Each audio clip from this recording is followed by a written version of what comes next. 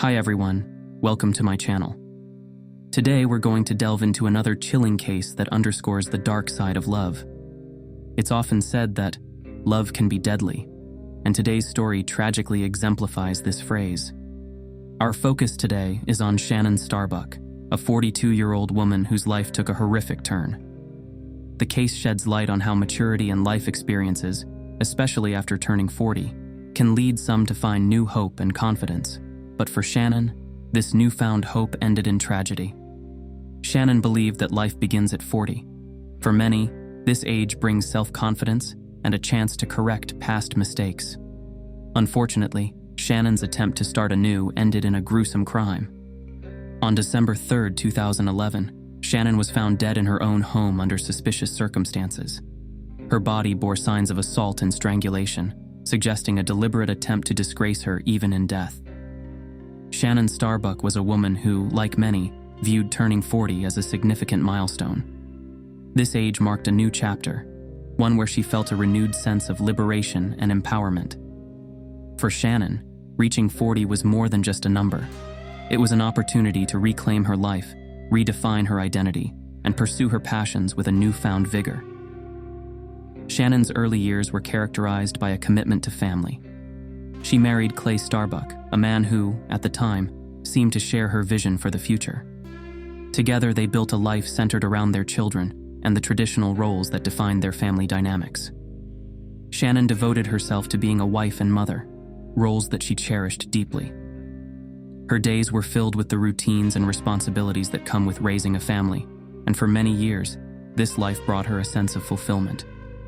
However, as the years passed, Shannon began to feel the constraints of her marriage.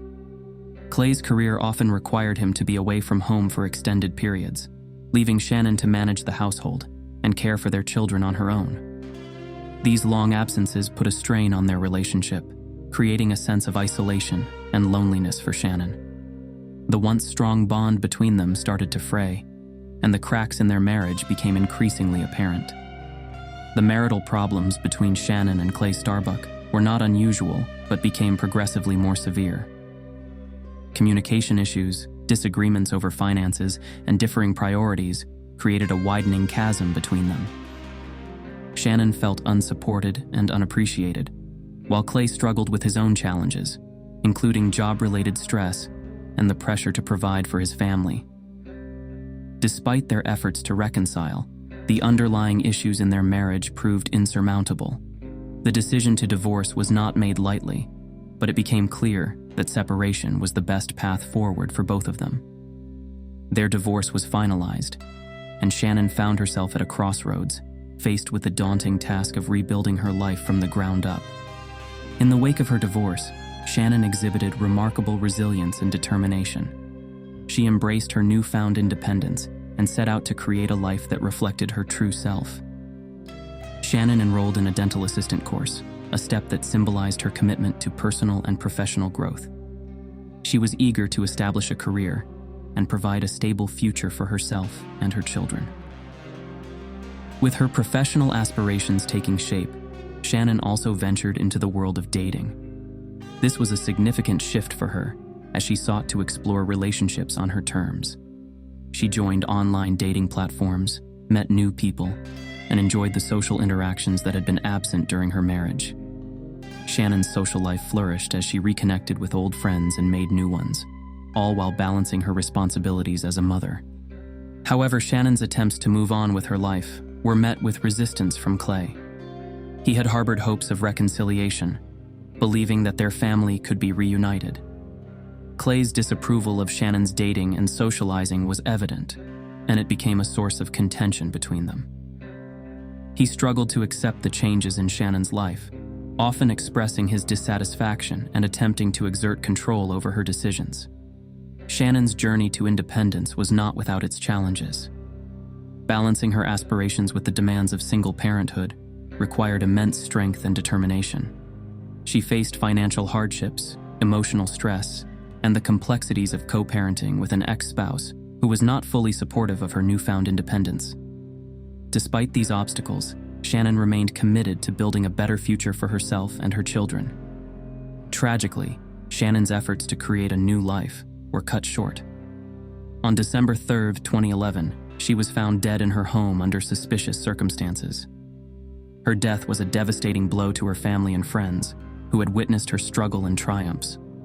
The investigation that followed revealed a dark and sinister plot, one that ultimately pointed to Clay Starbuck as the perpetrator of this horrific crime. Shannon Starbuck's life, filled with both ordinary and extraordinary moments, serves as a poignant reminder of the complexities of love, relationships, and personal growth. Her story is a testament to the strength and resilience of a woman determined to reclaim her life, even in the face of adversity. As we reflect on her journey, we are reminded of the importance of supporting those who seek to rebuild their lives and the tragic consequences that can arise when love turns deadly. The tranquility of the small town of Deer Park, Washington, was shattered on December 3, 2011, by a grim discovery. Shannon Starbuck, a beloved member of the community, was found dead in her home under horrifying circumstances.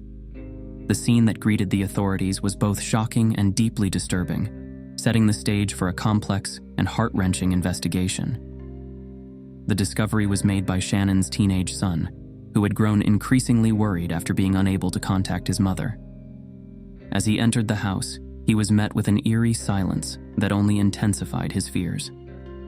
Venturing further inside, he found Shannon's lifeless body in her bedroom, posed provocatively with an erotic massager placed beside her.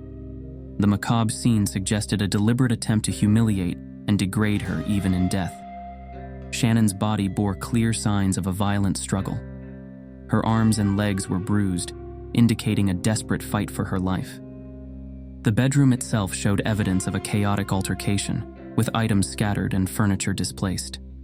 This was no accidental death. It was a brutal murder carried out with a chilling level of calculation and cruelty. The police arrived swiftly at the Starbuck residence, cordoning off the area and beginning the painstaking process of collecting evidence. The nature of the crime and the disturbing manner in which Shannon's body was found pointed to a highly personal motive, leading investigators to consider those closest to her as potential suspects. One of the first individuals the police contacted was Clay Starbuck, Shannon's ex-husband. Given the tumultuous history between Shannon and Clay, as well as the intimate and staged nature of the crime scene, Clay quickly became a person of interest. The police needed to establish his whereabouts at the time of Shannon's death and determine whether he had any possible involvement in the crime. When officers reached out to Clay, he appeared cooperative but defensive. He expressed shock and sadness over Shannon's death, maintaining that despite their differences, he had hoped for a reconciliation and that he would never harm her. Nevertheless, the strained relationship between Clay and Shannon, compounded by their contentious divorce and custody battles, made his protestations seem less convincing. The initial search of Clay's property and personal belongings revealed little of immediate interest, but the investigators were far from deterred. They knew that solving this case would require meticulous attention to detail and an exhaustive examination of all possible leads. The provocative pose of Shannon's body and the use of an erotic massager suggested a level of familiarity with her private life, which made Clay's involvement seem more plausible. As the investigation unfolded, the police began piecing together the events leading up to Shannon's death. They interviewed friends, family members, and neighbors, building a timeline of Shannon's activities and interactions in the days and weeks before her murder. They also scrutinized her social media activity, phone records, and financial transactions for any clues that might shed light on the identity of her killer. One particularly significant aspect of the investigation was the analysis of DNA evidence collected from the crime scene. Forensic experts worked tirelessly to identify any traces of DNA that could link a suspect to the murder. Given the intimate nature of the crime, the presence of the perpetrator's DNA was almost certain, and this would be crucial in building a case against the killer. Throughout this period, the police faced immense pressure from the community and the media to solve the case quickly. Shannon's death had sent shockwaves through Deer Park, a town unaccustomed to such heinous acts of violence. The community rallied around Shannon's family, offering support and demanding justice for a woman who had been taken from them in such a brutal manner. As the investigation progressed, more details about Shannon's personal life began to emerge, providing a clearer picture of the challenges she faced and the potential motives behind her murder. Her efforts to rebuild her life after her divorce, her involvement in online dating, and her attempts to create a stable and happy environment for her children were all scrutinized for any connections to her untimely death. The initial findings of the investigation set the stage for a deeper exploration into Shannon's relationships and the dynamics within her family. The police were determined to leave no stone unturned in their quest to find her killer, driven by the hope that justice would prevail for Shannon Starbuck. As the pieces of the puzzle slowly came together, the path to uncovering the truth about her tragic end became increasingly clear. The investigation into Shannon Starbuck's murder began with the critical task of establishing a precise timeline of her last known activities and communications. Shannon was last seen alive on December 1st, 2011. Friends and family described her as being in. The initial search of Clay's property and personal belongings revealed little of immediate interest, but the investigators were far from deterred. They knew that solving this case would require meticulous attention to detail and an exhaustive examination of all possible leads. The provocative pose of Shannon's body and the use of an erotic massager suggested a level of familiarity with her private life, which made Clay's involvement seem more plausible. As the investigation unfolded, the police began piecing together the events leading up to Shannon's death. They interviewed friends, family members, and neighbors, building a timeline of Shannon's activities and interactions in the days and weeks before her murder. They also scrutinized her social media activity, phone records, and financial transactions for any clues that might shed light on the identity of her killer.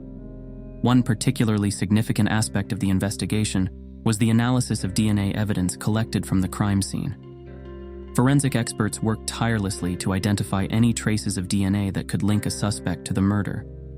Given the intimate nature of the crime, the presence of the perpetrator's DNA was almost certain, and this would be crucial in building a case against the killer. Throughout this period, the police faced immense pressure from the community and the media to solve the case quickly. Shannon's death had sent shockwaves through Deer Park, a town unaccustomed to such heinous acts of violence. The community rallied around Shannon's family, offering support. As investigators delved deeper into the crime scene, they uncovered key pieces of forensic evidence that painted a horrifying picture of Shannon's final moments. Shannon's body bore multiple bruises, indicating a violent struggle.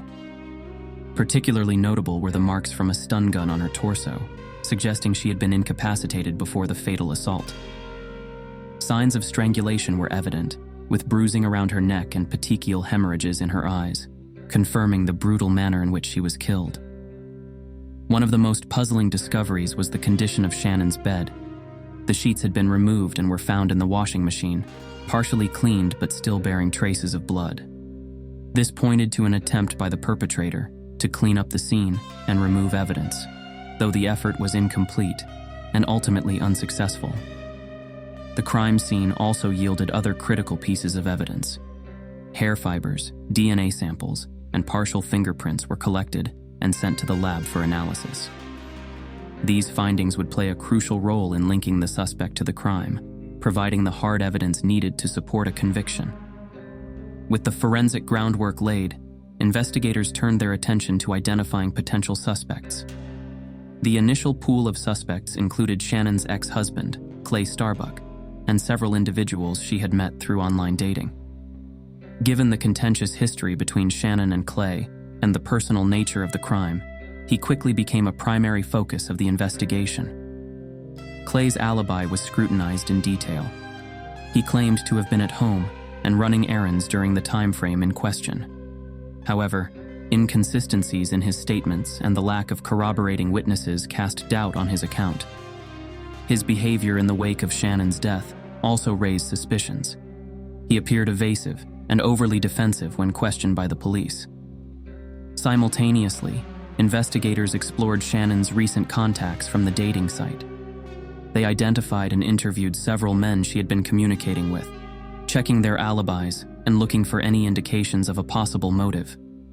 Each of these suspects was thoroughly vetted, with their digital footprints examined for any signs of interaction with Shannon during the critical period. As the investigation progressed, many of these initial suspects were cleared. Alibis were confirmed through various means, including surveillance footage, witness statements, and electronic records. This process of elimination further narrowed the focus back onto Clay Starbuck. The breakthrough came when forensic analysis matched DNA found at the crime scene to Clay. This irrefutable evidence, combined with the inconsistencies in his statements and his known animosity towards Shannon, provided a compelling case against him. Despite his continued denials, the weight of the evidence led to his arrest and subsequent trial. In conclusion, the investigation into Shannon Starbuck's murder was a meticulous and multifaceted effort. Establishing a precise timeline, analyzing key forensic evidence, and methodically narrowing down the suspect pool were critical steps that ultimately led to the resolution of this tragic case. The investigators' dedication to uncovering the truth ensured that justice was served for Shannon and her grieving family. A pivotal moment in the investigation came when detectives turned their attention to Shannon Starbuck's phone. This small device, often a repository of personal interactions and secrets, became a crucial piece of evidence. Among the most significant discoveries was a 911 call made from Shannon's phone, though it had been abruptly disconnected. This call, made in the midst of the attack, suggested that Shannon had desperately tried to seek help, adding a haunting layer to the tragedy. Investigators also unearthed deleted messages from Shannon's phone, which turned out to be critical in piecing together the timeline and identifying the suspect. These messages, painstakingly recovered by forensic experts, included conversations Shannon had with her ex-husband, Clay Starbuck, and various contacts from her online dating activities. The nature of these messages revealed a pattern of control and manipulation exerted by Clay, highlighting his unwillingness to let go and his intrusive monitoring of Shannon's life even after their divorce. The suspect's familiarity with the family and their routines was further underscored by these recovered messages. It became evident that Clay had an intimate knowledge of Shannon's daily habits and her new social circles. This familiarity pointed to a premeditated aspect of the crime, where Clay had used his knowledge to orchestrate the attack at a time when Shannon was most vulnerable. As the investigation progressed, Clay Starbuck's alibi came under intense scrutiny. Initially, Clay claimed that he had been running errands and spending time at home during the period when Shannon was believed to have been murdered. However, investigators found discrepancies in his statements and decided to verify his whereabouts, using surveillance footage from various locations he claimed to have visited. The surveillance footage told a different story. It revealed gaps in Clay's timeline and showed him in areas and at times inconsistent with his alibi. For example, footage from a nearby grocery store did not match the time Clay said he was there, and there were unexplained absences that suggested he had time to commit the crime. This evidence began to unravel the credibility of his alibi, making him an even more compelling suspect. The most damning evidence came from the crime scene itself. Forensic experts matched DNA samples found on Shannon's body and at the scene to Clay. This included skin cells under Shannon's fingernails, indicating a struggle, and hair fibers found on her bed. Additionally, partial fingerprints recovered from the erotic massager used in the staging of the crime were linked to Clay. These forensic links provided irrefutable evidence that placed Clay at the scene of the crime. Further analysis of Shannon's phone records and digital footprint also revealed Clay's attempts to monitor and control her. Investigators found spyware installed on her phone, which Clay had used to track her movements and communications. This digital evidence showed a clear pattern of stalking and obsession, aligning with the physical evidence to build a comprehensive case against him. In the end, the convergence of digital forensics, surveillance footage, and DNA evidence painted a clear picture of Clay's involvement in Shannon's murder. His alibi, once seemingly plausible, was dismantled piece by piece through meticulous investigative work. The evidence not only placed him at the crime scene, but also highlighted his motive rooted in control and jealousy. These breakthroughs were pivotal in securing a conviction. The investigators' relentless pursuit of every lead, combined with advanced forensic techniques, ensured that Shannon's killer was brought to justice. The case underscored the importance of thorough and innovative investigative methods in solving complex crimes, providing a sense of closure to Shannon's family and the community.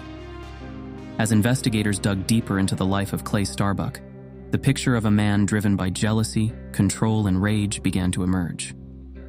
These elements formed the core of his motive for committing such a heinous act against his ex-wife, Shannon Starbuck. The couple's tumultuous relationship was marked by escalating tensions, particularly after their divorce, which seemed to exacerbate Clay's feelings of resentment and betrayal. One of the primary motives identified was jealousy. Shannon, who had recently turned 40, was rediscovering herself and relishing her newfound independence. She had started dating again and was actively exploring new relationships through online dating platforms. This fresh chapter in her life stood in stark contrast to Clay's stagnation. The very idea of Shannon moving on and potentially finding happiness with someone else appeared to be unbearable for him. Clay Starbuck's control issues and obsessive behavior were significant factors in Shannon's murder. Even after their divorce, he exhibited a need to control her actions and decisions, leading to a restraining order against him. Financial disputes and custody battles escalated his anger, driving a deadly fixation on regaining dominance over Shannon. His arrest on February 6, 2012, marked a turning point in the case, deeply affecting their children, who struggled to reconcile the image of their father with the accusations against him. Key evidence against Clay included tracking software on Shannon's phone, revealing his intent to control and spy on her, and printed correspondences showing his desperation to influence her life. Forensic evidence and digital trails pointed unmistakably to Clay as the perpetrator, dismantling his attempts to cover his tracks. Clay's arrest brought some closure to Shannon's tragic saga, highlighting the importance of thorough investigations and relentless pursuit of justice. While emotional scars remained for Shannon's family, his conviction provided a measure of justice and ensured he could no longer pose a threat to anyone else. The case of Shannon Starbuck serves as a stark reminder of the potential dangers lurking in abusive and controlling relationships. It highlights the critical need for vigilance, support systems, and protective measures for those who find themselves in similar situations. The story of Shannon's life and untimely death, while tragic, also stands as a testament to the resilience of those who fight for justice and the importance of holding perpetrators accountable for their actions. The trial of Clay Starbuck captivated the public due to the tragic and brutal nature of Shannon Starbuck's murder. The prosecution presented a compelling case with forensic evidence, digital trails, and witness testimonies.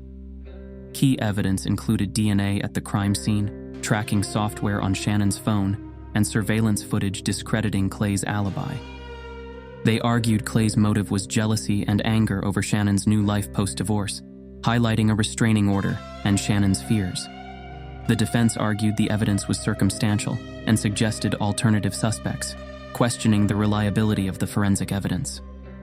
Throughout the trial, Clay and Shannon's children faced emotional turmoil, struggling with the reality of their father being on trial for their mother's murder. After weeks of testimony, the jury found Clay Starbuck guilty. He was sentenced to life imprisonment without parole, reflecting the crime's severity and premeditated nature. The courtroom was somber as the sentence was handed down, with many reflecting on the crime's devastating impact on Shannon's family and friends. Clay's legal team filed an appeal, citing procedural errors and insufficient evidence, but it was rejected. The conviction and sentence were upheld, providing a sense of finality. The case remains a stark reminder of domestic violence dangers and the importance of seeking help and protection.